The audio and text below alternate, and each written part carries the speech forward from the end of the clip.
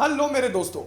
अक्सर मुझसे एक कॉमन क्वेश्चन जो पूछा जाता है वो ये है कि हमें ओल्ड टैक्स रिजीम के साथ चलना चाहिए कि हमें नए टैक्स स्लैब वाले रिजीम के साथ चलना चाहिए। तो दोस्तों आज जो है मैं आपका ये कन्फ्यूजन बहुत ही सिंपल एग्जाम्पल्स के साथ दूर कर दूंगा।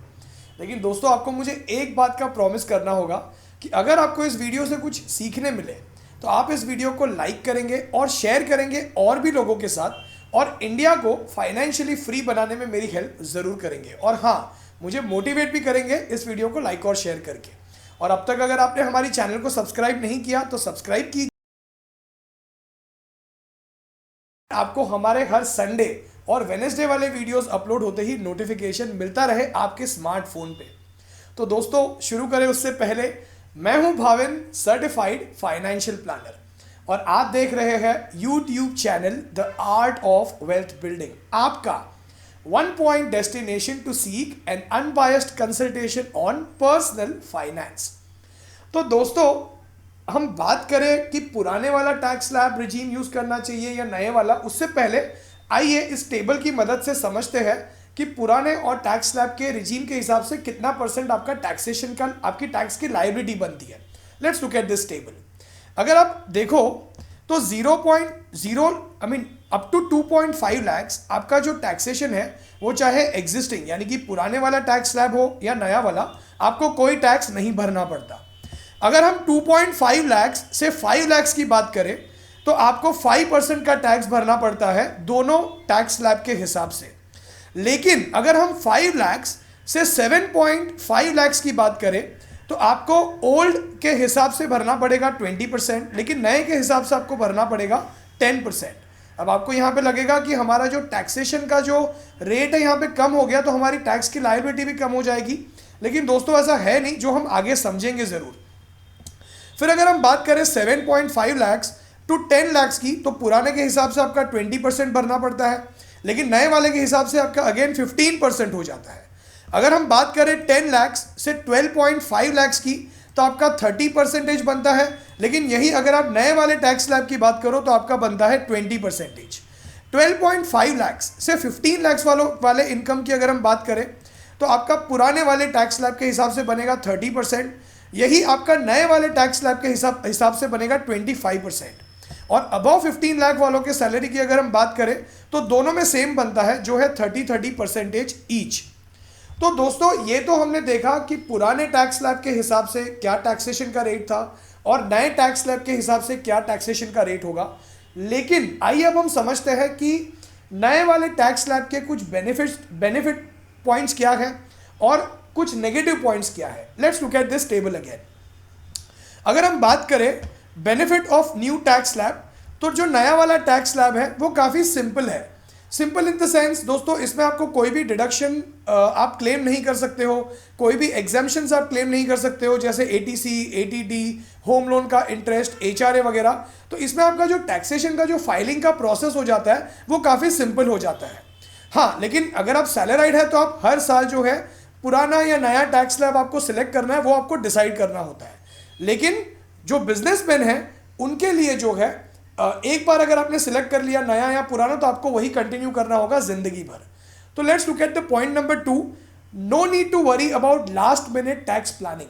दोस्तों अक्सर मैंने देखा है कि एंड मोमेंट पे लोग भागा दौड़ी करते हैं, कहाँ इन्वेस्ट करना है उसी चक्कर में कोई गलत पॉलिसीज खरीद लेते हैं, बिना प्लानिंग के इन्वेस्टमेंट करना शुरू कर देते हैं। तो सिंस नए वाले टैक्स स्लैब में आपको कोई भी डिडक्शंस या एग्जेम्पशंस आपको क्लेम नहीं कर सकते आप, तो आपको कोई भी टैक्स के लिए, आपको टैक्स सेविंग के लिए कोई भी इन्वेस्टमेंट करने की जरूरत नहीं पड़ती। Let's look at the point number 3, less saving so more money in hand.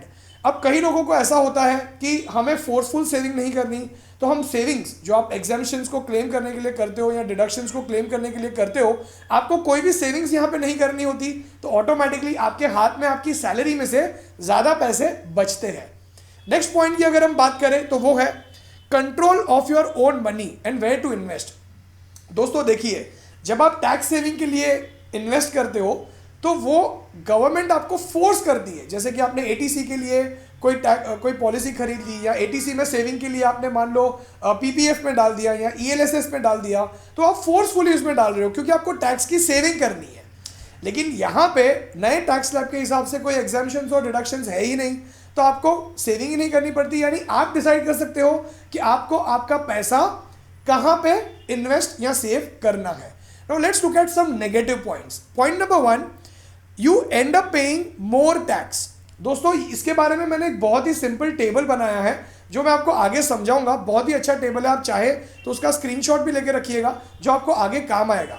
तो आपको जो है इसकी एक नेगेटिव पॉइंट की अगर हम बात करें तो you end up paying more tax as per the new tax slab compare to the old tax slab, ये हम आगे देखेंगे जरूर। पॉइंट नंबर 2 की अगर हम बात करें तो वो है no forced investment which can create a problem during the time of retirement.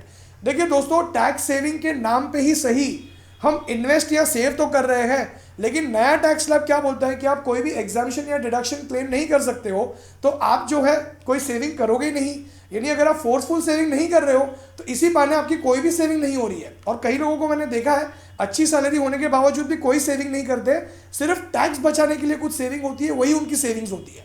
Let's look at the third negative point, वो है young generation will not save and spend all the extra money. दोस्तों नए tax slab का rule ये है कि अगर आप एग्जाम्पशन और डिडक्शंस अगर क्लेम नहीं कर रहे हो तो आप अपना सारा जो फोर्सफुल सेविंग नहीं करोगे, खास करके यंग पीपल। दोस्तों आजकल कंज्यूमरिज्म इतना ज़्यादा बढ़ गया है, नया फ़ोन, नए जूते, नए कपड़े, तो यंग जनरेशन के लिए ये एक नेगेटिव पॉइंट साबित हो सकता है। Now let us understand the next very important point कि आप नए टैक्स स्लैब के हिसाब से कितना टैक्स बचाते हो और पुराने टैक्स स्लैब के हिसाब से आप कितना टैक्स बचाते हो। क्या आप नए टैक्स स्लैब के हिसाब से आप ज़्यादा टैक्स भरोगे? Let's look at this. लेकिन उसके पहले ये समझे, उससे पहले हम ये समझते हैं कि आपको generally as a common man हम ज़्यादा करके कौन से डिडक्शंस कॉमनली क्लेम करते हैं या एग्जाम्पशंस हम क्लेम करते हैं। Let's look at this. अगर हम बात करें पुराने टैक्स स्लैब की तो आप अंडर सेक्शन 80C आप 1.5 लाख रुपया क्लेम कर सकते हो, यानी PPF, पॉलिसीज, ELSS वगैरह में इन्वेस्ट करके। अंडर सेक्शन 80CCD1B में आप एक्स्ट्रा 1.5 लाख के अलावा आप 50,000 रुपीज़ और भी सेव कर सकते हो टैक्स आप इन्वेस्ट करके जो है NPS में।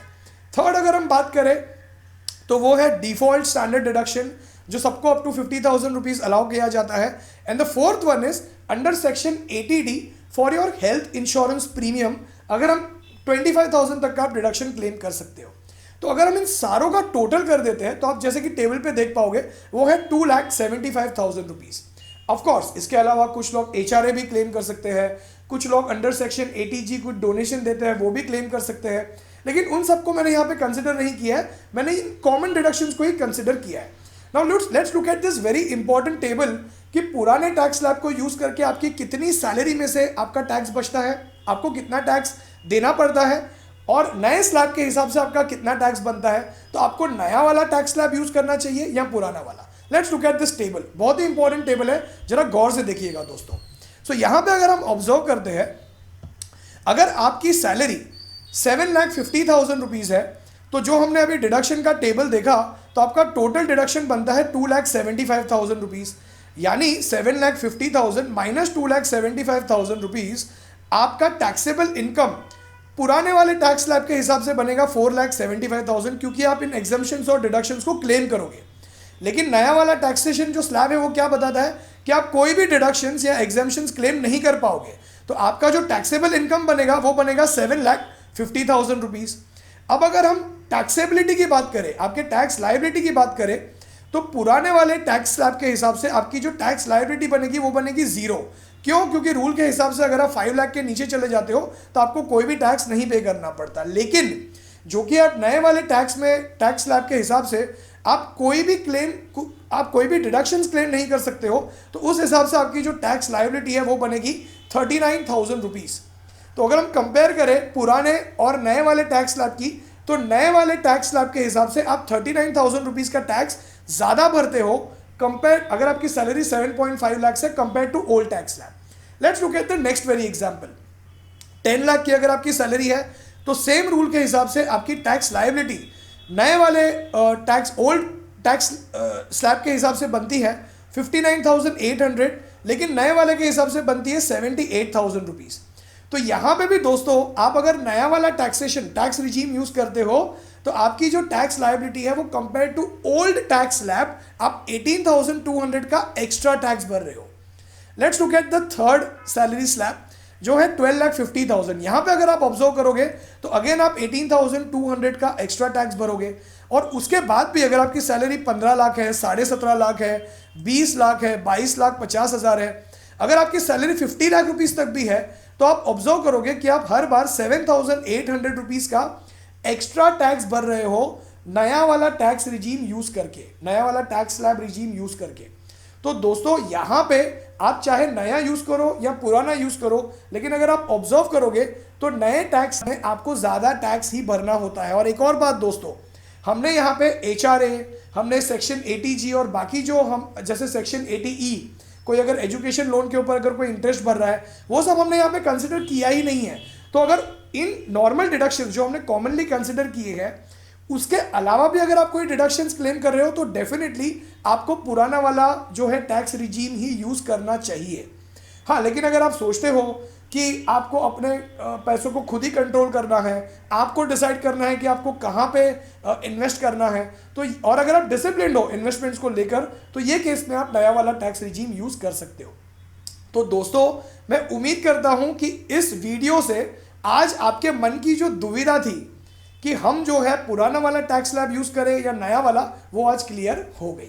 तो दोस्तों वंस अगेन अगर कुछ सीखने मिला तो प्लीज इस वीडियो को लाइक कीजिए और मुझे मोटिवेट कीजिए और शेयर कीजिए, खास करके यंग इंडिया के साथ, क्योंकि हमारा मिशन है इंडिया को फाइनेंशियली लिटरेट बनाना।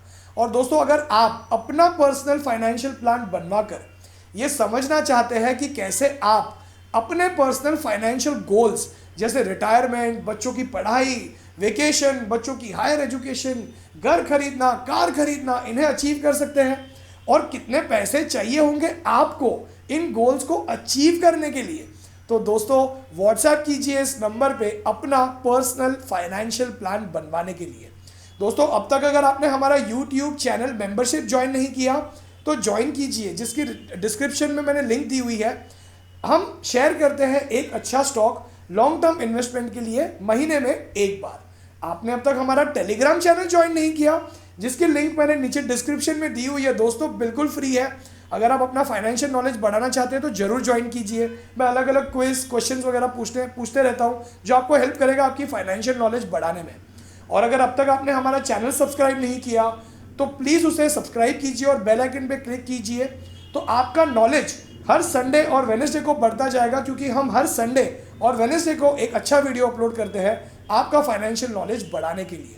दोस्तों आप हमारी वेबसाइट theartofwealthbuilding.com पर भी विजिट कर सकते हो। तो दोस्तों आज के लिए इतना ही। उम्मीद करता हूं कि आप इस वीडियो से कुछ सीखें और बहुत बहुत धन्यवाद आपका कीमती समय देने के लिए और इस वीडियो को यहां तक देखने के लिए।